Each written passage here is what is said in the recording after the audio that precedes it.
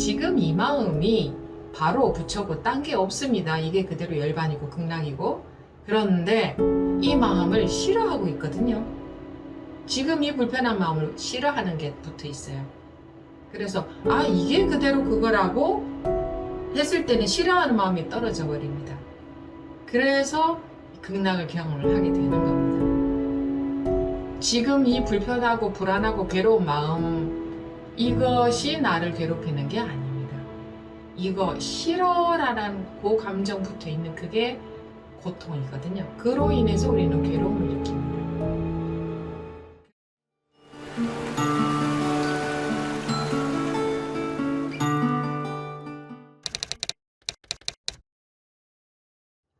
우리가 마음 공부한다라고 하는데, 이 마음 공부라는 게 그 단어에 우리가 그 공부라는 것에 대해서 공부라는 단어에 대해서 가지고 있는 뉘앙스가 뭔가 열심히 애쓰고 노력해야 된다, 공부를 해야 된다 라는 그런 뉘앙스를 풍기기 때문에 그 단어가 자기도 모르게 공부라고 하니 내가 좀 애쓰고 뭔가 좀 아직은 지금은 부족한데 공부가 많이 되기 위해서는 뭔가 많이 힘쓰고 애쓰고 참고 노력하고 그렇게 해야 되는 건가 보다라고 자기도 모르게 그런 생각이 자기 속에 깔려 있을 수가 있습니다. 그런데 이 불교에서도 선이라고 하는 것은 간단하게 말하자면 부처님의 말씀을 교라하고 부처님의 마음을 선이라 한다. 이렇게 합니다. 부처님의 마음을 선이라 한다. 그러면 부처의 마음이라는 게 뭐냐? 자기 마음입니다. 자기 마음. 부처라고 하니까 자꾸 석가모니 부처님을 떠올리게 되겠지만 자기도 모르게 머리로 그런 게 아니라는 걸 알고 있으면서도 자기도 모르게 떠올려지는 그게 부처님 그러면은 부처의 마음이다 그러면 내 마음이다 라고 곧바로 들어가지 않는 그런 게 많이 있을 겁니다. 그런 우리 고정관념이. 근데 선이다, 부처의 마음이다, 부처의 마음으로 곧바로 들어간다. 들어간다라고 할 것도 없이 부처의 마음을 선이라 한다. 그럼 우리는 선불교, 불교라고 하지 않아도 선공부. 근데 선공부라는 것도 좀 말이 안 됩니다. 선을 어떻게 공부하느냐. 그런데 별로 아마 적당한 단어가 없으니까 그냥 선공부라고 하긴 하는데 마음 공부라고 하기도 하고 그냥 공부라기보다 그냥 선이라고 하는 게 저는 더 좀 적당할 것 같은데요. 이 선이라고 하는 것은 자기 마음입니다. 그냥 어떤 자기 마음이냐? 지금 들끓는 자기 마음. 지금 움직이고 그래서 불안하고 들끓는 흔들리는 지금 자기 마음. 그게 바로 선입니다. 그게 바로 부처 마음이고. 그래서 선이라는 것이 가장 쉽고 가장 빠르고 가장 정확하고 누구나 할 수 있고 그렇다고 봅니다. 아마 꼭 여러분들 가운데서는 스님은 공부를 많이 하셨으니까 그렇지 저희들은 그렇지 않습니다 라고 하실지 모르겠으나 제가 봤을 때는 제가 봤다는 것보다 제가 여러분들을 그냥 보통 사람들을 많이 겪어본 바로는 같이 공부해본 바로는 누구나가 이게 가능하구나. 누구에게나 가장 쉬운 방법이구나 라는 것을 여러분들과 같이 공부하면서 느껴갑니다. 과연 이 선이라는 게 물론 옛날에는 특별히 근기가 수승한 분들이 선 공부를 했다고 볼 수도 있겠으나 그러나 왜 이게 그러니까 이게 선이 어려워서가 아니라 근기가 수승해야 된다기보다는 제가 봤을 때는 좀 더 저는 그렇게 봅니다. 우리가 생각에 빠져서 살고 생각과 현실을 구분을 못합니다. 구분을 잘 하고 사는 것 같지만 실제로는 구분 못하고 있는 이게 이제 우리 병인데 중생의 병이다 이겁니다. 생각인데 전부 실제인 줄 알고 있다. 그거 이제 이렇게 말씀드려도 여러분들 알아듣죠. 그런데 그게 또 다시 많은 설명, 분석, 이해를 통해서 해결이 되어진 거라는 그런 막연한 그런, 왜냐하면 그렇게 살아왔기 때문에. 그런데 실제로 제가 여러분들을 접하면서 보통 사람들이 공부가 많이 된 사람들이 아니고 그냥 초심자분들과 같이 공부하고 있으면서 제가 느끼는 게 이 선이라는 게 사람들이 그러니까 이렇게 올바로 선으로만 이끌어 드린다면 이게 가장 누구나 할 수 있고 가장 정확하고 빠르고 간단하고 그래서 쉬운 방법이구나 하는 것을 사실은 좀 많이 느끼고 있습니다. 그래서 지금도 자기도 모르게 자기 속에 들어있는 그런 고정관념이 좀 있을 수 있습니다. 나는 아직은 공부가 부족해. 나는 아직은 들끓는 마음에 자꾸 속아. 내가 체험은 한번 흘깃 했지만 아직은 힘이 없어. 또는 아직 나는 체험도 못했어. 나라는 것을 아직 진정코 발견하지 못했어. 확인하지 못했어. 라는 생각을 갖고 계신 분들도 많겠지만 그 생각을 놓고 그 생각하지 마시고 그냥 지금 듣는 본문을 그대로 받아들이시면 저거는 공부 잘하는 사람한테 해당되는 말이겠지 라고 생각하지 마시고 저것이 바로 나한테 해당되는 말이구나, 나를 위해서 하는 말이구나, 나한테 꼭 맞는 말이구나 라고 받아들이시면 누구나 한 분도 빠짐없이 누구나 가능한 걸로 저는 그렇게 보여집니다. 저도 그 전에 말씀드린 적 있지만 그런 말씀 드렸었죠. 저도 줄 가기 전에 법문 들으러 다닐 때 그곳에는 매우 많은 사람들이 법문을 듣고 계셨는데 저는 거기서 법문하는 스님을 도인 스님이라고 믿었습니다. 제가 봤을 때는 그런 것으로 보였기 때문에. 그런데 저는 그때 도인이 뭔지 잘 몰랐습니다. 도인이라면 여기 앉아있는 모든 사람들의 마음을 다 당연히 알고 있어야 된다. 그렇다면은 지금 하고 계신 법문이 우리 모두에게 어느 한 사람도 빼지 않고 모두에게 해당되니까 우리 모두에게 가장 필요하니까 하시는 말씀일 것이다 라고 믿었습니다. 그럼 그 가운데 한 사람인 나로 본다면 나를 위해서 하는 법문이구나, 그런 의미에서. 그럼 나한테 꼭 맞는 법문이고 내가 알아들을 수 있으니까 하시는 법문이겠구나, 그런 생각이 들었습니다. 그러니 그때 당시에 못 알아듣는 말씀이 많았지만 그러나 나한테 필요하고 나한테 꼭 맞으니까 하고 계실 거다, 그 생각은 있었습니다. 그러니 여러분들도 그리고 저는 좀 그랬습니다. 1시간 동안 법문을 들으면 그 모든 말을 다 알아들으려고 했던 게 아니라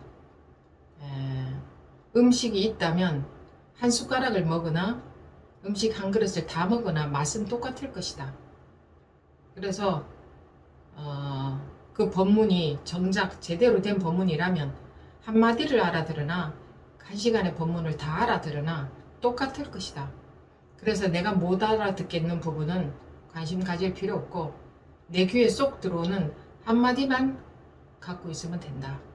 전 또 그런 생각도 들었어요. 그러니 여러분들도 모든 말을 다 알아들으려고 하실 필요도 없고, 왜냐하면 한마디나 모든 말이나 어차피 같은 것을 말하고 있기 때문에 한 마디만 제대로 자기에게 들어가면 공부는 끝나는 겁니다.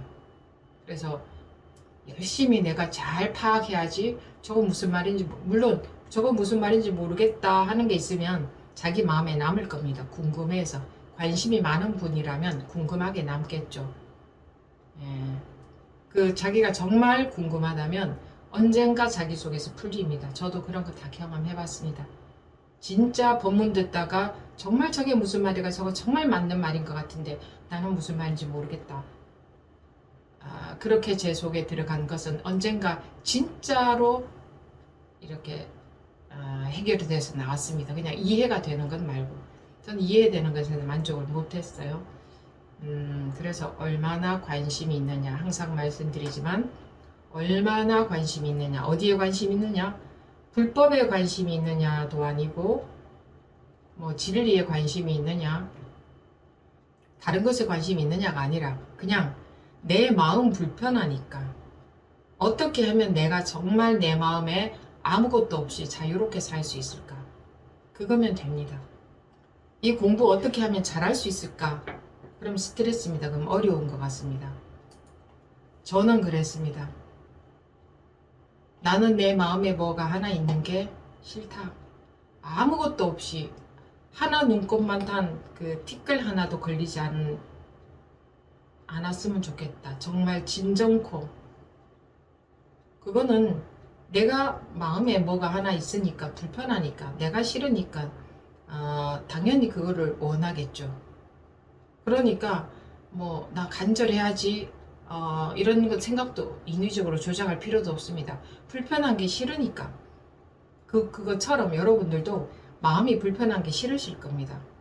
그러니 따로 원을 내는 게 아니라 따로 간절함을 일부러 가지는 게 아니라 내가 불편한 게 어느 만큼 싫느냐에 달려 있습니다. 불편한 게 싫기는 싫지만 가끔 떨어지는 꿀방울에 취해서 불편해도 살만하다 느낄 수도 있습니다. 그것도 이해가 갑니다. 저도. 그런데 그래도 이러고 있을 때가 아니구나. 가끔 떨어지는 꿀방울에 취해 있을 때가 아니구나. 돌아서면 또 마음이 불편하구나. 그래. 이 꿀방울이 별게 아니구나. 어차피 이거 근본적으로 해결 안 되면 이 꿀방울 이걸로 꿀방울에 빠져 있을 때가 아니구나 하는 게 자꾸 절실히 느껴질 겁니다. 그게 자연적으로 절실할 겁니다. 내가 이러고 있어서 안 되겠구나. 이렇게 마음 불편하게 살다가 갈 수는 없다. 언제 또 공부할 소냐. 그 인연법에 대해서 얘기하지 않습니까? 사람으로 한번 태어나기가 얼마나 어려운지 그리고 자기가 정말 해결될 수 있는 법을 만나기가 얼마나 어려운지 물론 제가 인도해 드리는 게 그런 법인지 아닌지는 모르겠습니다. 저는 저대로 공부하고 있을 뿐이고 여러분들은 여러분들이 판단하시면 되는 겁니다. 근데 만약에 그런 법을 만났다고 판단이 되시거들랑 그래 내가 이 법을 만났을 때에 온전히 완전히 홀가분하게 자유로워지지 않으면 언제 또 기약할 수 있으랴 이런 마음이 드실 거고 그러니 간절함을 굳이 일부러 만드는 게 아니라 불편함이 싫다. 정말 불편함이 싫다. 절대 이러고는 더 이상 살 수가 없다. 누구나가 마음은 다 불편합니다. 완전한 해결이 되지 않으면 불편했다 편했다가 왔다 갔다 하겠지만 조금이라도 불편한 마음이 남아있는 것 왔다 갔다 하는 것은 싫다. 왔다 갔다 이렇게 불편했다가 편안했다 이러고 살 수가 없다. 그런 마음이 정말 든다면 저절로 자기도 모르게 이 공부에 관심이 갈 수밖에 없고 저절로 자기도 모르게 자꾸 자기도 모르게 노력을 하게 되는 거지 인위적으로 노력하는 거는 힘이 들어서 못합니다. 저도 인위적으로 노력한 적은 한 번도 없습니다. 저는 인위적으로 노력하는 것을 매우 싫어했기 때문에 그래서 자기가 인위적으로 노력하지 않으면 노력한다는 생각 자체가 안 듭니다. 그리고 힘들다는 생각도 안 듭니다. 힘이 안 들어서 그런 게 아니라 똑같이 힘이 들어도 왜 그런 거 있죠. 자기가 똑같이 힘이 들어도 자기가 너무나 좋아서 하는 일은 힘들다는 생각 자체가 안 들죠. 그런 것처럼 이 마음이 점점 해결된다. 이 마음의 구속, 마음의 감옥으로부터 자기도 모르게 자꾸 벗어나신다는 걸 느껴지면 아무리 힘들어도 힘들다는 느낌보다는 내가 지금 어떻게 하면 되지? 또는 내가 정신을 안 차리고 있구나. 이렇게 해결 쪽으로 가게 되지. 힘들다. 이거 어떻게 하면 되지? 라는 쪽으로 관심이 많이 안 갈 겁니다. 그래서 저는 많은 분들이 그렇게 하셨으면 좋겠습니다. 마음 공부라는 것을 애써서 힘들여서 노력해서 하다 보면 단기간 하게 되고 하다 보면 지치게도 되고 그러는데 이거는 마음 공부가 아니다. 그냥 더불어서 같이 대화하고 노는 것이다. 마음이 자유로워지기 위한 놀이를 하는 것이다. 저는 그런 느낌이고 그런 느낌인 이유는 해보면 진짜로 자기가 점점 자유로워지기 때문에. 그러면 항상 그러면 스님은 점점 자유로워지기만 하느냐, 또는 부처님은 그러하셨겠느냐, 그렇겠습니까? 어제도 말씀드렸지만 누구나가 똑같습니다. 누구나가 자기도 모르게 습관적으로 집착하고 힘든 과정을 거치는 것은 똑같습니다. 자기만 그런 게 아닙니다. 어느 누구도 똑같습니다. 그런데 얼마나 원하느냐, 내가 자유를 얼마나 원하느냐,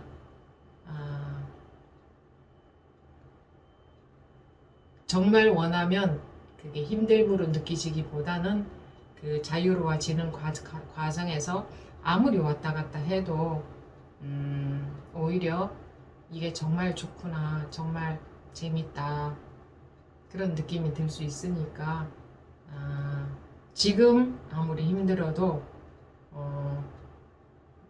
지금 힘든 마음이 바로 그거밖에 없다는 것.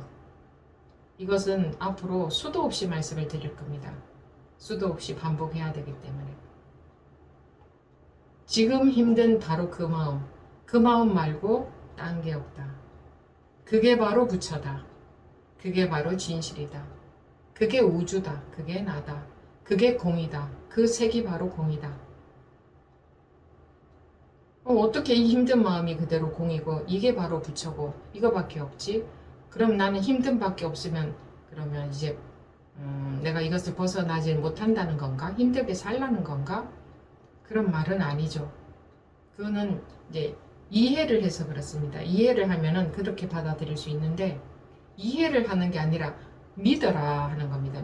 그 각 종교에서는 믿음을 가장 강조하죠. 믿으라 하죠. 이것을 믿으라는 겁니다. 이게 그대로 온전히 쑥 말씀드리는 순간 쑥 믿어져 버리면 정말 자유가 와버립니다.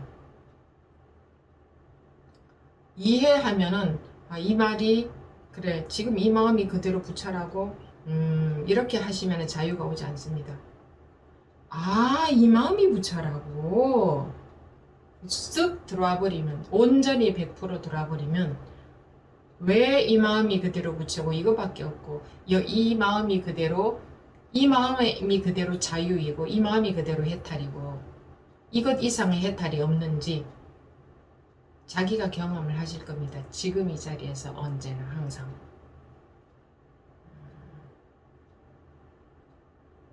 그래서 어찌 보면은 좀 잘 속는 분들이 더 이 법을 잘 받아들여질지도 모르겠습니다. 무슨 말 하면 그대로 자기도 모르게 푹 속아버리는 분들 있죠. 잘 받아들이는 분들.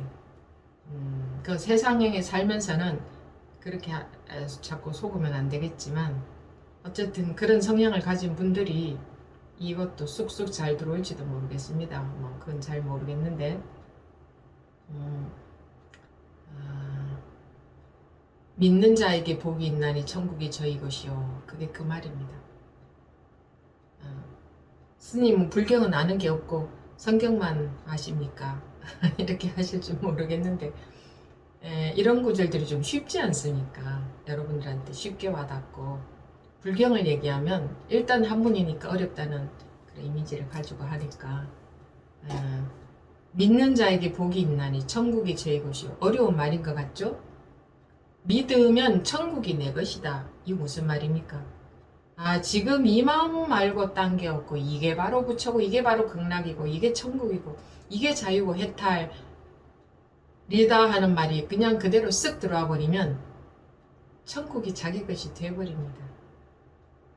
이게 합리화시키는 게 전혀 아니고 실제로 그렇게 믿었을 때에 그 순간 구조적으로 또 분석을 또 해드리면 좀 더 좋겠죠. 구조적으로 한마디 분석을 하자면 지금 이 마음이 바로 부처고 딴 게 없습니다. 이게 그대로 열반이고 극락이고 그런데 이 마음을 싫어하고 있거든요. 지금 이 불편한 마음을 싫어하는 게 붙어 있어요. 그래서 이게 그대로 그거라고 했을 때는 싫어하는 마음이 떨어져 버립니다. 그래서 극락을 경험을 하게 되는 겁니다. 지금 이 불편하고 불안하고 괴로운 마음 이것이 나를 괴롭히는 게 아닙니다. 이거 싫어라는 그 감정 붙어 있는 그게 고통이거든요. 그로 인해서 우리는 괴로움을 느낍니다. 그래서 진리를 믿으면 그대로 극락이 되어버린다. 지금 천당이 되어버린다. 해탈이 되어버린다. 또 뭐 따져서 얘기하면 그게 무슨 해탈이냐? 뭐 초견성은 견성도 아니다. 그리고 계속 공부를 해서 성불을 해야 된다. 그건 성불이 아니다. 그건 해탈은 아니다. 이렇게 구조적으로 또 엄밀히 나눠서 구조적으로 그런 말을 할 수도 있습니다만 그것 또한 그건 어느 차원에서 드리는 말씀이냐? 그거는 산을 올라가다 보면 산이 점점 한 발걸음 한 발걸음 올라가죠. 언제나 내딛는 것은 지금 한 발걸음밖에 없는데 다 올라가서 보면 꼭대기에 올라왔죠. 그럼 꼭대기에서 봤을 때는 이미 꼭대기에 올라온 입장에서는 한 발걸음 한 발걸음 내디딘 거는 다 사라지고 없잖아요. 그런데 한 발걸음 한 발걸음 올라가고 있는 입장에서는 또 올라가는 게 있죠. 그러나 지금의 발걸음만 보면 지금 한 발걸음밖에 없지 올라가고 있다는 것도 없죠. 그런 것처럼 어느 시점에서 어느 관점에서 이야기하느냐에 따라서 점차, 점수, 뭐 돈수, 도노 점수다 그러죠. 점수라는 게 있고 뭐 도노 돈수냐 도노 점수냐를 가지고 논란들을 하는데 그거는 좀 무지한 논란입니다. 산 꼭대기에 올라와서 그 입장에서 보자면 돈수죠. 올라온 게 없죠. 사라졌죠. 그러나 열심히 올라가지 않으면 산 꼭대기에 못 올라가죠. 그러니 색의 차원에서 말하자면 점수고 공의 차원에서 말하자면 점수가 없습니다.